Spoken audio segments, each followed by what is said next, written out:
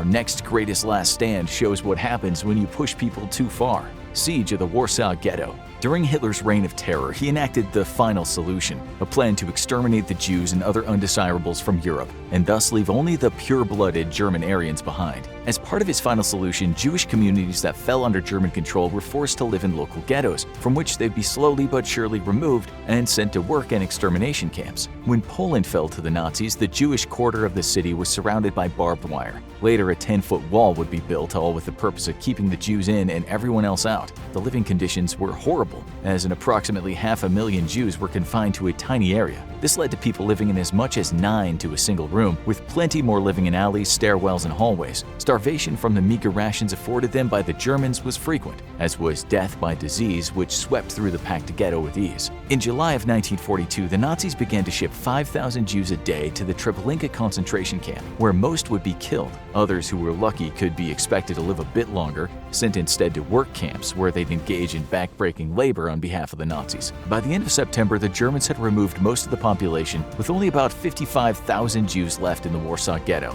In January of 1943, Heinrich Himmler accelerated plans to exterminate the Warsaw Jews and ordered the deportation of another 8,000.